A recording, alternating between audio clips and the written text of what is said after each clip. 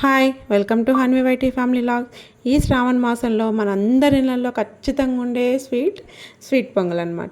అమ్మవారికి ఎంతో ప్రీతికరమైన ఈ స్వీట్ పొంగల్ని ఎలా చేసుకోవాలో చూసేద్దాం, వచ్చేసేయండి. అందుకోసం ముందుగా మనం ఒక గ్లాస్ బియ్యము, హాఫ్ గ్లాస్ పెసరపప్పు, గుప్పెడి శనగపప్పు 1 అవర్ సోక్ చేసుకోవాలన్నమాట. సో ఇప్పుడు దాన్ని మనం ఒక ప్రెషర్ కుక్కర్లో యాడ్ చేసుకొని 4 to 5 విజిల్స్ వచ్చే వరకు మెత్తగా ఉడకపెట్టుకోవాలి.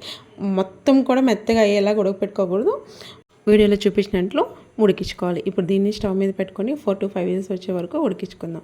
ఈలోపు మనం ఒక బెల్లపు ముద్ద అయితే తీసుకొని అందులో గ్లాస్ వాటర్ అయితే యాడ్ చేసుకొని బెల్లం అయితే కరిగించుకున్నాము. ఇలా కరిగించుకోవడం వల్ల మంచి కలర్ వస్తుంది పొంగల్కి, అలాగే ఇసుక ఏదైనా ఉంటే కూడా పోతుంది. సో ఇక్కడ బెల్లపు సిరప్ని అయితే పొంగల్లో యాడ్ చేసుకొని బాగా కలుపుకోవాలి. చూసారా, ఇలా బాగా కలపాలి. ఇందులోకి ఒక గ్లాస్ పాలు కూడా యాడ్ చేసి బాగా మిక్స్ చేసి పక్కన ఉంచుకోవాలి.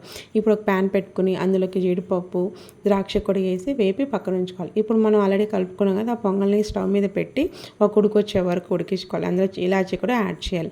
తర్వాత సర్వింగ్ బౌల్లోకి తీసుకొని మనం ముందుగానే వేపుకున్న జీడిపప్పు, ద్రాక్ష కూడా పైన సర్వ్ చేసుకున్నామంటే అంతేనండి, ఎంతో టేస్టీగా అథెంటిక్ స్టైల్లో ఉండే స్వీట్ పొంగల్ రెడీ అయిపోయింది.